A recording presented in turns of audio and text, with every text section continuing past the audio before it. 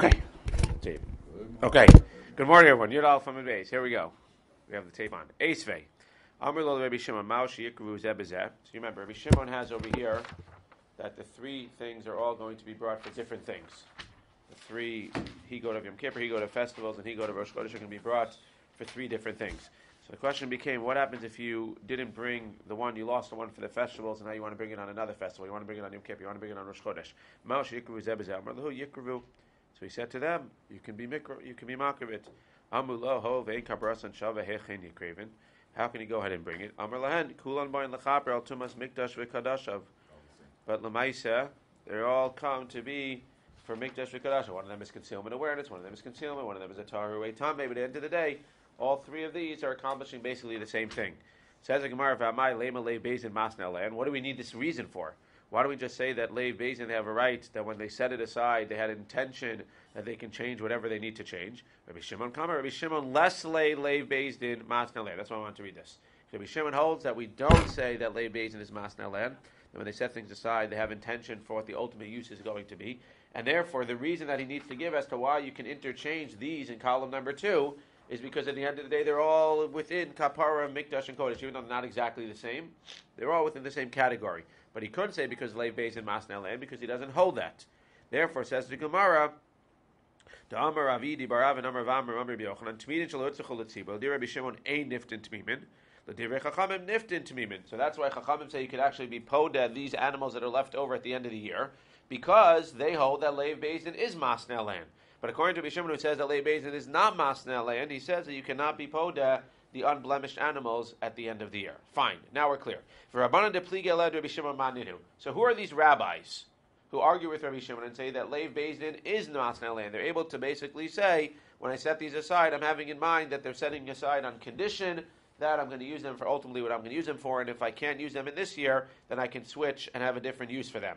Says the Gemara, if you say it's the rabbis who say that the ketayres that's left over at the end of the year, you can use it for something else, and you can go ahead and you can say Leiv Bezin Masnel land. You don't have to throw it out, so you can use it for the next year, because at the end of the day, you had intention to switch it if you needed to. Shani Ketores the lo bariyahi. So one can argue that that's only by Ketores. By Ketores, where there's nothing else you can do with it, you can't say let it go graze in the field and it'll get a mum and then you'll sell it and take the money and buy something else. There's no such thing. So maybe Ketores is an exception. But in general, we would not make that exception. And since we have a solution, we have a possible solution by an animal, we would say that in a chanami, by an animal, you have to go let it graze. So you can't just say that if it's the same rabbis who say ketores, you can go ahead and use. That by definition, it's those same rabbis would say that you can do the same thing to an animal. El Rabbanan de Para, maybe it's the same rabbis who say that by a para duma, if you have one that's unblemished, you can redeem the unblemished one for a nicer one. Maybe by Paradume there's an exception, since it's very expensive. We're not going to make you throw it out. We're not going to make you go ahead and do whatever you're going to do with it. Rather, we say that you can go ahead and you can switch the unblemished one with a nicer one. But maybe over here, in Achanami, we're not going to let you use these animals that were set aside for 1 year for another time. And you have to actually let them go ahead, and you have to let them go and get a blemish and then sell them. We wouldn't say that by Paraduma, which are expensive, but by regular Korban Tamid, which is not so expensive, a regular animal, maybe we would say that. Rather, it must be the rabbis who spoke to him in this mission. I just want to say this outside for a second, because it gets complicated. Look at this chart again. You have Rabbi Shimon over here. We're talking about Rabbi Shimon who says that Bezdin cannot be Masnel land. That's why he says that the reason that these three are interchangeable is not because Bezdin could be Masnel land. They're interchangeable because they're all in the same parsha of Kodesh and Mikdash. Now, this Rabbi Shimon, as said by Rabbi Shimon and Rabbi Yehuda, we're going to ignore.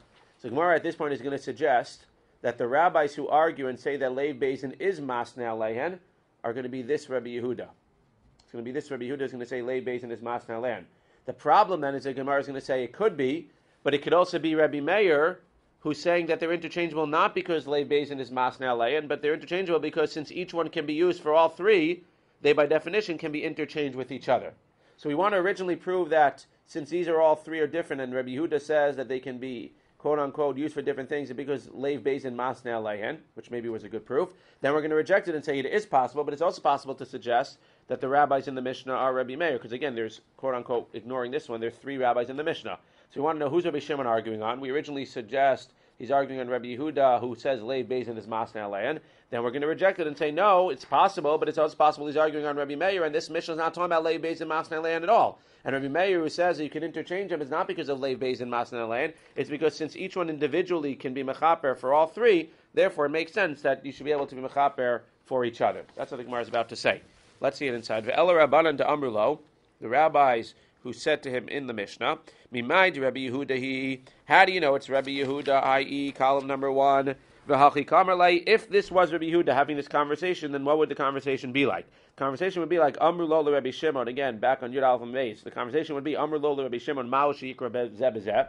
Can you go ahead, Rabbi Shimon, according to you, and mix one up and use the Yom Kippur one on the festivals on Rosh Chodesh, and vice versa? Amr lahu, he said, Yikravu. Amrulo, and they said to him, Hoel ve'ein kaparas on shava heichein kraven. And he said back to them, they're all in the same parsha. So, v'hachi kamarle, this is what they were saying. Bishlama lididi da'amina leiv bezin masna le and amatu l'hachi yikravu. That means I agree, says Rabbi Yehuda, look at me. I agree that, yes, they all accomplish different things, but it makes sense, according to me, to say that they're interchangeable because I hold that leiv bezin is masna le'en. And therefore, when I set it aside for the Yom Kippur one, I had in mind that if I don't use it for Yom Kippur because I lose it or something, I can use it for the festivals of Rosh Chodesh. So since I say Leiv Beis and Masna Le'en, it makes sense. But you who don't say Leiv Beis and Masna Le'en, how can you interchange them? He says back to them, I can interchange them because they're all in the same parsha. That would be the conversation, and then it would prove that the Rabbi Yehuda is the rabbis that we're trying to find to hold that Leiv Beis and is Masna Le'en. That's what the Gemara says. Bishlama l'didi, this is Rabbi Yehuda talking, Damina le'beis and masna le'en amatu l'hachi yikravu, ela l'didach da'amarta lo amay yikravu. That's what the Gemara suggests. And the Gemara suggests that's a great suggestion. And we would have had a proof from here that Rabbi Yehuda is the one who holds leiv beis, and we would have had an answer to our question, who are these rabbis? The problem is, says the Gemara, Rabbi Meir is in that same Mishnah, and if Rabbi Meir is in that same Mishnah, he's going to not necessarily be talking about leiv beis and masna le'en. Why? Dilma Rabbi Meir, he v'achi kamar lei. Look at me. I say that all three are interchangeable. All three of them are interchangeable. That means I could use the Yom Kippur one for any three things. I could use the festival one and Rosh Chodesh one for any three things. So it makes a lot of sense that they're going to be interchangeable. However, why can they go? But again, if we say that this is a conversation within Rabbi Meir, then all of a sudden Rabbi Meir is not bringing up anything about Masna Beis Din, about Leiv Beis and Masna. And therefore we don't know that he's the Man D'Amar. We don't have a Man D'Amar again who says that Leiv Beis Din is Masna, because we have no idea what the conversation is between Rabbi Yehuda and Rabbi Shimon. Maybe Rabbi Yehuda has a whole different reason why it would be a discussion. Says the Gemara, Ela Rabbi Yochanan Gemara Gemirala L'Divrei Rabbi Shimon Niftin, L'Divrei Chachamim Niftin. Rather, it comes out that since, yes, Rabbi Yehuda could have been having the conversation with Rabbi Shimon, which would have proven that Rabbi Yehuda was the one who says that Leiv Beis is Masna Le'en, but it could have also been Rabbi Meir having the conversation, in which case he didn't have to go to Leiv Beis and Masna Le'en. He could have just said that since they're all can be used for all three, they're interchangeable with each other. The Gemara cannot come ahead with a definite understanding that Rabbi Yehuda is the one, and therefore it says Gemara Kabirullah that we just have a halacha. We really have a not halacha mashvitzina. We sort of have a tradition. Thank you. He has a tradition that Rabbi Shimon is the one who says Leiv Beis and Ein Masna Le'en, and even though we have no brisa or mishnah to prove it, we have a tradition that the Rabbanan are the ones who say Leiv Beis Din is Masna Le'en, and Rabbi Shimon is the one who says Leiv Beis Din is Ein Masna Le'en. But we have no mishnah, you're right, we have no mishnah which we can definitely prove from that mishnah that the Rabbanan hold Leiv Beis Din is Masna Le'en, or who that rabbi is. Okay? If you want to put a little line in your Gemara, a little bit of a new topic. Rabbi Shimon delesse Leiv Beis Din Masna Le'en, my avdin lahu. Now, according to Rabbi Shimon, now that we've established who these rabbis are, that they're just, again, through tradition, just a bunch of rabbis. So, according to Rabbi Shimon now, who says that Ein Leiv Beis Din is Masna Le'en, so now what do you do with these extra paradumas? With these extra tamidin? If you say Leiv Beis Din is Masna Le'en, then you can go ahead and you can use them for the next year. But if you say Ein Leiv Beis Din Masna Le'en, so then what do you do with them now? They're basically stuck. Says the Gemara, Amar Rav Yitzchak Abba Rabbi Yochanan, Mekitzin behenes hamizbeach. You go ahead and you bring them as surplus on the mizbeach. As we'll see on the next page, you bring them as dessert on the mizbeach. At the time when there were no korbanos being offered, they wanted to keep the mizbeach always busy. They wanted to keep it in use. Therefore, when they didn't have any specific korbanos to bring, there were no korbanos sibor, there were no korbanos zach, whatever was going on, there was nothing to bring. So seemingly korbanos sibor, I would say, when there were no korbanos sibor to bring, so what would they do? They would keep the mizbeach busy by bringing other surplus, as we quote, olos. That's mekitzin es hamizbeach. So these olos, these tamidin that were set aside to be tamidin, which again we say Bezin is not Masna Lein, and therefore you cannot use them now as Tmidin for the next year, but you can still use them as Olas in order to go ahead and bring dessert on the Mizbeach when it's not being used. And just outside for a second, the Lamaisa, the Korban Tamid is an Ola. The Mekitzin, when you're bringing them on the Mizbeach as a dessert, that's an Ola as well. And this is going to come into the discussion today because we're going to ask, what do you do with Chatoses that can no longer be used? Let's say you have a Chatos which was set aside and then it was lost and then it was found. Well, maybe that should be able to be brought as a dessert as well. And we're going to say that can't be brought as a dessert because the desserts are Olas and those are Chatoses. But these Tmidim, which are Olas, so when they're not used in this year, so according to Rishon, I can't use them in the next year because Ein Beis Din Masna Le'en. What can I use them for? I could use them for desserts because, again, it was an Ola before it expired and it could still be used as an Ola, not as a Tamid, because the Tamid Dafka needs to be from this year's funds, but it could be used as dessert on the Mizbeach after it expired. What's the difference between a Mekitzin and a Nadava? Are they interchangeable? An Nadava is somebody took that. No, an Nadava is when somebody themselves takes it upon themselves. Right, to do something even though they don't have to. It's also extra. I'm saying it's also extra. But it's extra on a person. A person is saying, I'm making a Nadava that I want to bring a Korban. This is Bezin basically saying, we want to keep the Mizbeach busy. So it's sort of like a Tzibor Nadava, I guess you would say. It's a Nadava Tzibor. Fine. Zak the Gemara, is that what he says? Nidvat Tzibor, right. Just got to read Rashi. That's it. Read Rashi and everything's good to go. I don't have time to read Rashi. Zak the Gemara. Amar Shmuel bar Yitzchak. Like I said, according to Rabbi Shimon, who says that you cannot if you have a chatas which was set aside and now it was lost and then you found it and now lemaisa like a sar shel Rosh Chodesh Adar, he says, if you have a sar of Rosh Chodesh Adar and then you find it, which is a chatas really, like we said, it's a chatas Lashem, and then you go ahead and you lose it and you find it after Nisan in the new year, so now you can't use that tzibor chatas.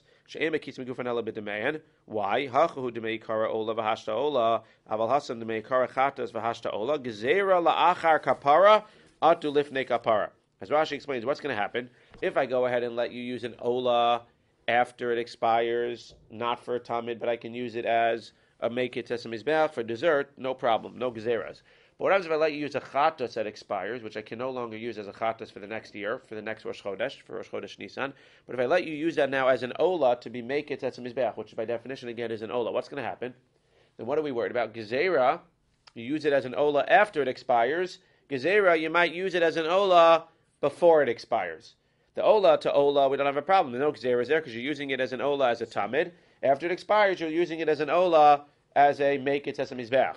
But to use a chatas after it expires as an ola to be make it sesame mizbeach, which by definition is an ola, that's usher because we're worried, gzeira, you might come to use the chatas before it expires as an ola. Again, assuming that you lost it, it didn't expire yet, you find it, now you have no use for it because you already found it, you already used the other one, you had a chatas for that Rosh Chodesh, so maybe in Rosh Chodesh Tishrei you're going to use now for the next month. Says the Gemara, you can't use the chatas as a make it because you might come to use it, again, as a ola before it expires. That's what it means. I just want to read that one Rashi inside. Like 5 lines down from where we are on the right side. Ola, i.e. as a make it,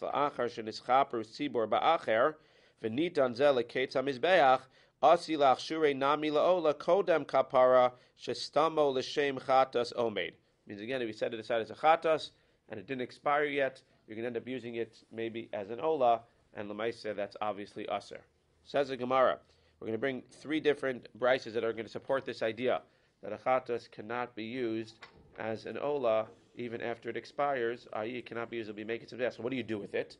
So we'll see. Seemingly you're going to have to let it go, either die, or you're going to have to let it go and go in the field and get a mum and then redeem it. And then once you redeem it, you can go ahead and take the money and buy an ola, and that you can use to be make it some mizbeach.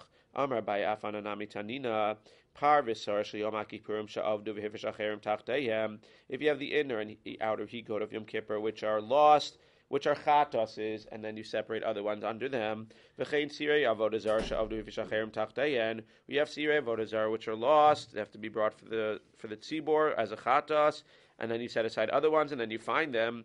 Divrei Rabbi Yehuda kulan yamuser. Rabbi Yehuda says that they all have to die because he holds that a chatas tzibor has cannot be used, cannot be put into the field, it has to die. Rabbi Zev, Rabbi Shimon Omrim, you don't have to let it die a chata sibor. Rather, yareyu achi yistavu. You go ahead and you let it graze until it goes ahead and gets a mum, then you can sell it and take the money for nedava. She'ein chata sibor mesa. There's a machlokas whether the chata sibor has to die or not. But at the end of the day, what do you see according to both of them? What are you not doing with this chatas? You're not going ahead and using it to be make it to mizbeach. Why can you use it as an ola, seemingly once you no longer need it? Says the Gemara, atu lifnei kapara. It means even if you're going to say that lamaisa you should use it after it's expired, after you can no longer use it, i.e. you can no longer use it for this chatas anymore, says the Gemara, because you already have another one, tachtayam, even after it expired from being used on Yom Kippur, you can no longer use it as an ola, gezerah you might bring it as an ola before it expired.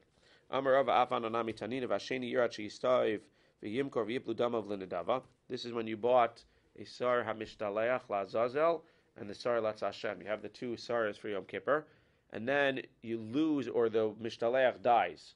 So now you have to bring another two. The rule is that you always have to bring them in sets. But now you have two azazel. But now you have two lashems. So what do you do with the two lashems? So it says over here that the second lashem, unclear if that's the first one or the second one, but one of the lashems goes ahead and has to graze, and it gets the mum, and then you sell it. What should we have done with it if you were able to? You could have brought it as an ola. Could have brought it as a korban ola, make it tal mizbeach.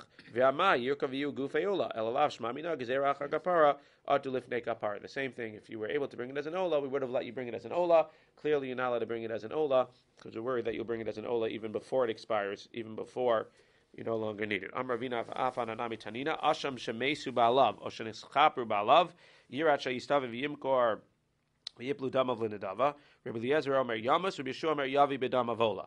There's a machlokas as to what the status of an asham is. An asham where the baal dies, or an asham that's lost, and then you found it, or he got kapara from another asham. So the machlokas if you treat it as a chatas or not. According to some, it seems like you treat it as a chatas. But either way, what do you see over here? None of the three examples, none of the three opinions are that you should take this asham / chatas, which you no longer need, and bring it as an ola. Either you should let it die because we treat it exactly like a chatas, or you should be hirat sheyistav v'yimkor, or you should actually go ahead and sell it and take the money and bring it as an ola. But none of them suggest that you should bring this asham itself as a ola. Why? Says Gemara, lalav gezerah v'likarav hagufa ola, lalav gezerah lachar kapara to lifnei kapara shmamina. Seemingly, you see clearly that you cannot bring it, and shmamina from all three of these cases that lamaisa you cannot bring it. So again, it comes out, if you're following at home, it comes out that at the end of the day you have two things here. You have an ola and a chatas. The ola that expires can still be brought as an ola on the mizbeach for Kate's mizbeach, because that's also as an ola. So an ola that expires can still be brought as a surplus, as a dessert on the mizbeach. A chatas that expires and is no longer used for what it's supposed to cannot be brought as a Kate's mizbeach, cannot be brought as a dessert on the mizbeach, because again, that's bringing it as an ola, and a chatas after it expires cannot be brought as an ola, atu, because of gzera that you might end up bringing the chatas as an ola before it expires. Good? Who said Shavuos is hard? Zok the Gemara. Tanya nami hachi. We have another brisa. Mahin meviyin min amotaris. If you want to put a line in your Gemara, right there. Mahin meviyin min amotaris. The question now is backing up. You've already told me what you do with the motaris, but now the question becomes, who said that you can bring it as kates and mizbeach? That means you were assuming that if you bring it as a kates and mizbeach, we just had a whole discussion, you could bring an ola as a kates and not a chatas. But who said you could even bring an ola as a kates and mizbeach? Where do you see that it's okay, once the ola expires, to bring it as a dessert on the mizbeach? Says the Gemara, kates, knows suach la mizbeach. You see that it says that once it, is it shuach or suach? That once it expires, you could bring it as a shuach la mizbeach. V'aksiv, interesting. So what's it saying here? You can bring it as a kate when the ola expires, just like you bring a shuach on the mizbeach. What's a shuach? A fig. But no, shuach is a white fig. Says the Gemara, what are you talking about? You could bring this as a dessert. Again, we're talking about two different things. We're talking about this animal which expired, you could bring as a dessert, just like you could bring a white fig as a dessert. Says the Gemara, that's not true. We know you can't bring white figs as dessert on the mizbeach. You're not allowed to bring anything cold, anything sweet on the mizbeach. Says Gemara, Tani Rabbi Chanina, kibno shuach la adam. No, the comparison is wrong. Yes, the ola you could bring as a kate, like a white fig is dessert for a person. the ola is a kate, is dessert for the mizbeach. So it's not, again, it was just bothered by the comparison. A white fig does not go on a mizbeach. A white fig can go into a person as dessert. So too, this ola that expired can be dessert for the mizbeach. Good? Weiter. Darash of Nachman bar Rav Chisda. Ein mekitzin ba'olas haof. This is in general, nothing to do with what, not nothing, but what we're talking about until now, we were talking about using this expired ola. Forget about expired olas for a second. Now we brought up this idea that we want to keep the mizbeach busy as much as possible. So when we talk about bringing surplus offerings on the mizbeach, comes along Rav Nachman and says this is only animals. One should not bring chickens as the surplus. Now one would say, why can't you bring chickens? Because they go quickly, because they're going to burn quickly. It's not just because of that.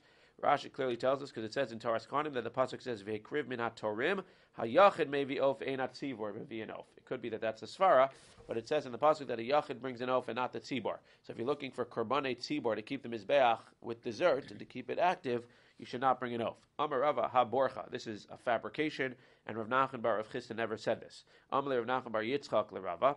My brochata. What are you talking about? Anam Risa Nialei. First of all, I said this in front of Rav Nachman bar Rav Chisda, and he agreed with me. And second of all, Mishmei de Rav Simi minarda Risa Nialei. And I said in the name of Rav Simi, and he agreed with me. The Amar Rav Simi minarda. Where do we see that Rav Simi minarda says you should not bring chickens as a dessert on the mizbeach? Mutaras l'nidva sibor azli. If you have the extra animals from the animals of the tzibor, i.e., like the Rosh Chodesh animals, etc., you can bring them, or the Tmidin animals, vein olas of b'tzibor. But one should not bring the oaf as the extra animals. Put a line, weiter. Ve'af Shmuel savarla lahad de Rabbi Yochanan. And Shmuel holds like Rabbi Yochanan. What does it mean Shmuel holds like Rabbi Yochanan? We said that Shmuel holds that what? That less leiv based in masna, and therefore you can be make it behenas hamizbeach. But he didn't just say that. Look at Rashi. Lahad Rabbi Yochanan. Damar le'el tmidin shalohot tzachol Rabbi Shimon. Did less leiv based in masna mekitim behenas hamizbeach begufan ve'ein tzrichin re'iyah. Again, Rabbi Shimon, within lay basin and masna land, we said that there's different possibilities. Even though lay basin is ein masna land, so what do you do with it now? So according to some, you have to let it actually go ahead and graze and get a mum. Rabbi Shimon says you don't have to let it go ahead and graze and get a mum. You could take that ola and you could bring it as a dessert on the mizbeach. And we see, we're just going to bring a proof that he holds like Rabbi Yochanan. Damar Yudamar Shmuel, Korbanos Tzibor, Tzakin Moshchasan Lema Shehein. You could take the knife and use it for what it was, i.e., this was an ola before. Now that it expired, you can use it as an ola afterwards. Tani nami hachi. Umodi Rabbi Shimon besoyer. Shim lo kara beregel yikra berosh chodesh. Vim lo kara berosh chodesh yikra beyom kippurim. Vim lo kara beyom kippurim yikra beregel. Vim lo kara beregel ze yikra beregel acher. Sheb mitchilas lo ba el lechaper al mizbeach hachitzon. Where the Rashi explains it as follows. We just finished saying that Rabbi Shimon holds that all three of these are interchangeable. This is by a chatas, and this is before it expired. But he says all three of these are interchangeable because once it's set aside for a chatas, you can use it for any of these chatases. So you have a chatas which can be used for other chatases. We're making now, by extension, we're using by svara and saying now it can make sense that he would say the same thing by an ola. That when you have something set aside as an ola before expiration, you can use it as an ola after expiration. It's just using this idea that he says that the chatases are interchangeable and can be used for each other. So too it would make sense that he would hold that olas are interchangeable and that the ola before expiration can be used as an ola after expiration. He would seemingly again agree that a chatas before expiration in theory should be able to be used as a chatas after expiration. The problem is we can't because we're worried that if you let it use it after expiration, then we're going to come ahead and we're going to use it as an ola before the expiration. Okay. Zok the Gemara. This is the line that we were always ignoring. We ignored this line right here, the white line, under the Sar Pnimi. Under the Pnimi, we basically just, everything we did, ignored that line of deliberate tumah violation of the temple or its holy things. But what the Mishnah did say is that besides for its awareness concealment, besides for the inner higot of Yom Kippur being mechaper for awareness and concealment, according to everybody, it's also mechaper for one other thing, deliberate tumah violation of the temple or its holy things. Now we're going to see the source for that. Where do we see that? The Tana Rabbana v'chiper ala kodesh. This inner pnim is mechaper ala kodesh mitumos b'nei Yisrael, and left out the most important word.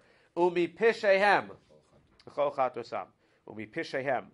Pashaim elu hamiradim. Those are the ones who rebel and have deliberate tumah violation of the temple or its holy things.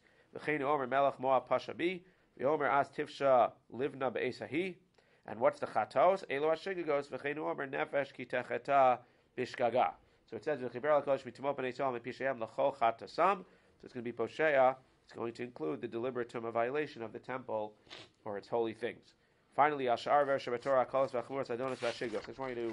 be able to understand this. Flip back to Beis Amud Beis. If you look at Beis Amud Beis, in the Mishnah, about 15 lines up from the bottom, there's an aleph. Second to last word on the page is Ve'al Zadon. Ve'al Zadon, Tumas Mikdash V'Kadashav, Saranas B'Fnim Yom Kippurim V'Chaprid, where the Beis is. Al Sha'ar Averos, we're talking about now, Al Sha'ar Averos, Shebetorah. Hakalos v'achamuros, hazidonos v'ashigigos, hoda v'lo hoda, ase v'lo sase, krisos v'misos bezin, sar mishalech mechaper echad Yisrael v'echad kohen v'echad kohen mashuach. We said that the sar mishalech is going to be mechaper for all these things, but you'll notice in the list that it listed as kalos chamuros, zidonos shigigos, hoda v'lo hoda, ase v'lo sase, krisos v'misos bezin. And the Gemara is going to be bothered that it seems to be repetitious, because at the end of the day, a kal, as we'll see in a second, a kal is an asay and a los asay. A chamor is kares misas bezin. So why does it need to say it twice? Says the Gemara, hainu kalos, hainu asay velos asay. When it says kalos, I want you to see it because it's not quoted here in the quote. Kalos is an asay and a los asay. Chamuros is hainu krisos and misas bezin. So why are you repeating yourself in the Mishnah? Finally, hoda is hainu mezid. Lo hoda is hainu shogeg. If you know about it, it's mezid. If you don't know about it, it's shogeg. So it seems to be repeating everything over and over again. Amar Rav Yehuda, no, you're reading it wrong. Hachi kamar. Al shi'ar avera shebatorah bein kalos bein chamuros bein sha'asan b'shogeg bein sha'asan b'mezid. Skip 2 lines. Ve'elu heina kalos ase v'los ase v'leinu chamuros krisos u'misos bezdin. I'll get back to those 2 lines in a second. So basically he's saying, Hachi kamar what? He's saying that first it tells you that it's going to be mechaper v'kalos chamuros shogeg and mezid, and then it explains what are the kalos, asay and los asay, and what are the chamuros, krisos and misos. That's fine. Krisos and misos bezin. What's this extra line of hoda and lo hoda? Isn't that the same hoda as mezid and lo hoda as shogeg? No. Osan sha'asa b'shogeg. Yes, you have regular cases of shogeg where you don't know. But within the shogeg category, there's actually 2 additional things within shogeg. Bein no de lo sveikan, bein lo no de lo sveikan. That means no de lo is not mezid and lo no de lo is not shogeg. Mezid is mezid and shogeg is shogeg. Mezid is I know what I'm doing wrong and shogeg is I don't know what I'm doing wrong. But within shogeg of not knowing what you're doing wrong, there's actually 2 other categories of shogeg. So there's a 3 additional. It's called an asham taloi. It means it's one thing to say that I did something and I had no idea what I did wrong. It's another thing to say that I did something and I'm not even sure if I did anything wrong. That's what an asham taloi is for. If you have 2 pieces of meat, one is chaylev and one is shuman, and you eat one of them, so you may have done something wrong, but you may have eaten the shuman, which is perfectly fine. Bein no delo means before Yom Kippur, you realized that you ate a piece of meat that may have been chaylev. Bein lo no delo is that before Yom Kippur, you don't even know that you ate a piece that may have been chaylev. It may have been shuman, but it may have been chaylev. Either way, just like by a shogeg, if you know that you did something wrong, then l'maisa you're going to be. Now, I didn't see in the Rishonim. I'm just thinking as I'm saying it over. It seems to be obvious, but one would argue maybe not. If I'm going to be mechaper for a shogeg that I know that I did something wrong, seemingly I'd be mechaper. But I guess since it's a different korban, this is a korban chatas, and this is a korban asham taloi. The chiddush is, and not only is this sa'ir of Yom Kippur going to be mechaper for a chatas, it's going to be mechaper for something that you did b'shogeg. It's going to be mechaper, and therefore when Yom Kippur comes, you'll no longer have to bring the asham taloi after Yom Kippur. That's what the Gemara says. Fine. Put a line in your Gemara. Next topic. And then we'll stop here. Hi asay hechidami. What's this asay that the Gemara is saying that this sarir hamishtaleach is going to be mechaper for? Idlo avet tshuva zerach rishoim toeva. If you didn't do tshuva, so then zerach rishoim is toeva. It's an abomination, and he doesn't want it. Iyasa tshuva, idavet tshuva, kol yom anami. What do I need this power on Yom Kippur for? At the end of the day, if I do tshuva, I'm mechaper just by doing tshuva. Detanya avra mitzvah aseva asa tshuva lo zaz misham ad shemochlen lo. That once I do tshuva, I'm mochel, and I don't have to even bring a korban for it. So which one is it? So what am I being mechaper with a korban for an asay? Rabbi Zev, no. The omeid b'mardo. It means that you did it b'mezid and you never did tshuva. You never did tshuva. That's what Yom Kippur is mechaper for. Rebbe he, and it's Rebbe because one would argue that if you never did tshuva, again according to many, if you never did tshuva, zerach rishayim is a toeva. But Rebbe says no, that if you don't do tshuva, it's still mechaper. The Tanya Rebbe Omer kol aver shabatorah bein asa tshuva, bein lo asa tshuva, Yom Kippurim is mechaper, not for bein adam lechavero, for bein adam lemakom.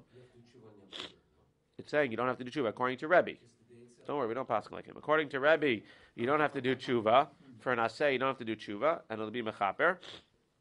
Except for, even according to Rebbe, there are going to be certain sins that will not be included in the Yom Kippur kapara. Chutz miporeg ol, if you're a kafar ba'ikar, umegale panim b'torah, you act ba'azutz meitzach, you act with haughtiness against the Torah and say this is ridiculous.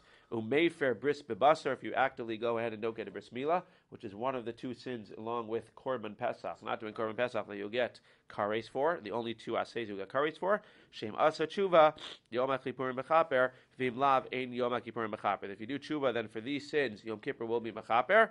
But if you don't do, then for these three Yom Kippur will not be mechaper. But either way, you see that Rebbe holds that for a regular asay, even without tshuva, Yom Kippur will in fact be mechaper.